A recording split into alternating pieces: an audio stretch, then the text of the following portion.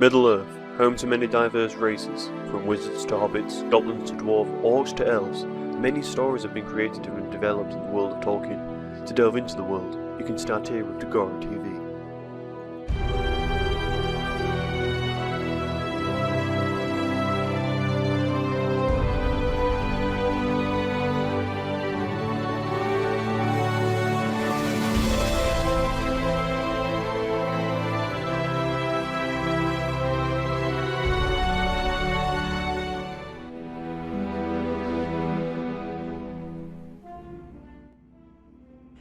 The Numenorians travelled all the way to Mordor without a single battle and commanded that Sauron would speak to their king, Ar-Pharazôn, directly.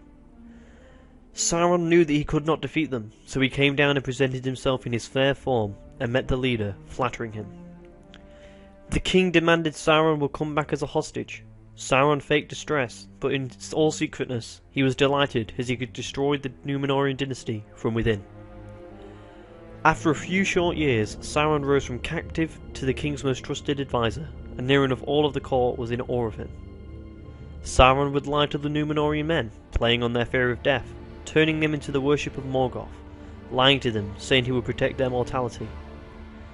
As his power reached its peak, he constructed a great temple where he would perform human sacrifice to Morgoth. He was able to convince the king to rebel against the Valar and attack Valinor itself so that he could claim it for his own need. Sauron's cunning nature overreached itself as Eru Iluvatar, the god of Middle-earth, and Arda itself, got involved. Eru sank the island of Numenor and destroyed the armies of Numenor and its navy.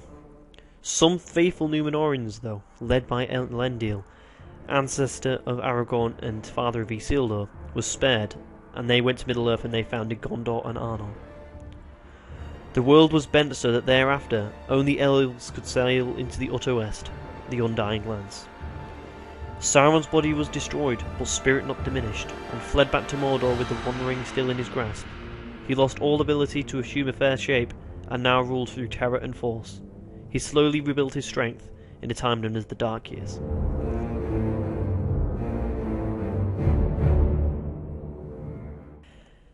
After a brief period of renewed war, Elendil allied with the Elven king Gil-galad to create the last alliance of elves and men, and together fought Sauron.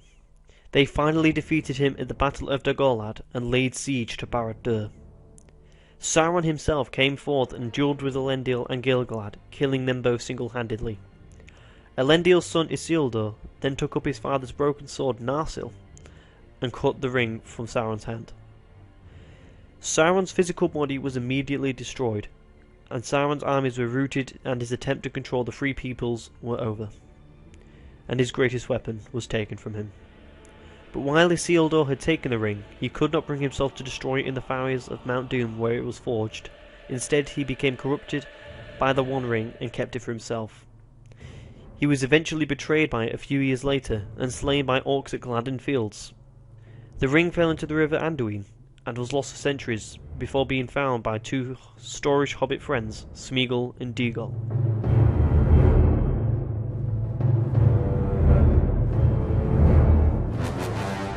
Due to Sauron pouring most of the power to the One Ring, his life was tied to it, so as long as it existed, he would not be vanquished.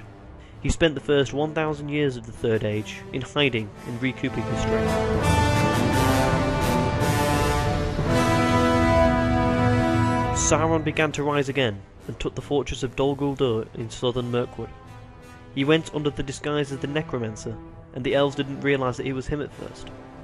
Around this time the Valar sent the Istari, or the Order of Five Wizards, including Saruman and Gandalf, to defeat Sauron. While Sauron carried on recouping his strength, the Nazgûl came back in the Third Age 1300 and attacked the kingdoms of Numenor. Whether the Witch King was acting under Sauron's command or his own accord is completely unknown. Suspecting that Sauron had returned and was guiding the Nazgûl, the wizard Gandalf infiltrated the fortress in Third Age 2063 to confirm his theory. Sauron immediately fled east to conceal his identity. Gandalf the Grey made a second intrusion into Dol Guldur in Third Age 2850 and finally discovered that the Necromancer was indeed Sauron. Eventually, the White Council put forth their might and drove Sauron from Dol Guldur permanently in the Third Age 2941. Sauron abandoned the fortress of Dol Guldur and fleeing to Mordor, where he began the war on the free peoples of Middle-earth. Sauron bred immense armies of orcs and allied them with the enslaved men from the east and south. He gathered his most terrifying servants, the Nazgul, as they were wearing one of the 9 rings designed for mortal men. Sauron took on the shape of his eye. Although he was powerful, he could not yet take his full shape as he did not have the strength, as he did not have the One Ring and directed his armies from afar.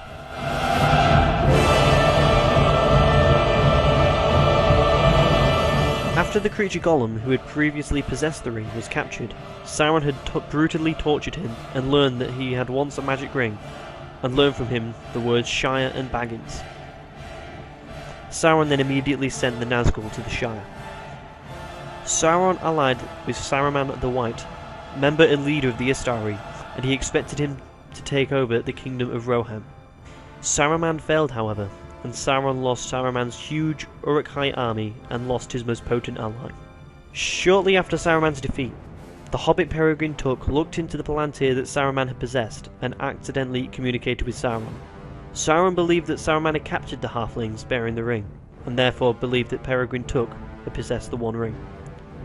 However, when Aragorn took the Palantir and revealed himself, Sauron realised that Saruman had fallen. Concluding that the heir of Isildur carried the One Ring, he could possibly use it against him, Sauron sped up his plans and attacked the city of Minas Tirith in Gondor much sooner than he had planned. Fortunately, due to the combined efforts of Gondor, Rohan and the Army of the Dead, Sauron's army was defeated. He still had many armies in reserve, however, and enough military strength to easily conquer Middle-earth once Gondor fell. Sauron feared that Aragorn was attempting to master the ring's powers for himself, and waited for a period of strife between Aragorn and other potential ring lords, in which he would move out and take the ring for himself.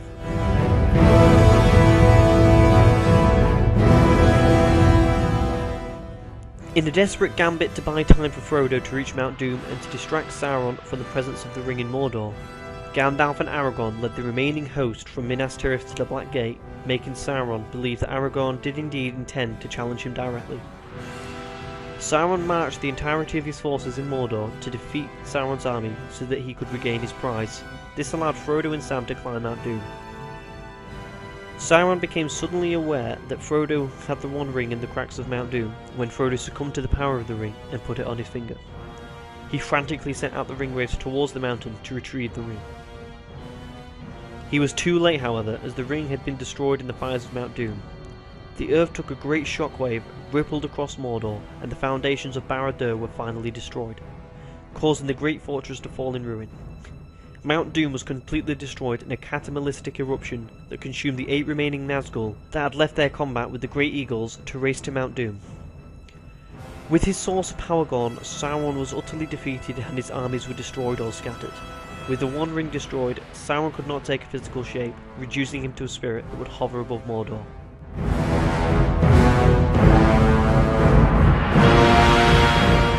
Without the strength of the ring to aid him, he would never again regain enough power to form the weakest body in Arda, and thus was restricted to existing as a hateful spirit, weak, and forever unable to take part in the events of Middle-earth. While evil would continue to exist, Sauron could never emerge as the Dark Lord again, and never would have the power to create an army or draw evil creatures to his rule as he once did.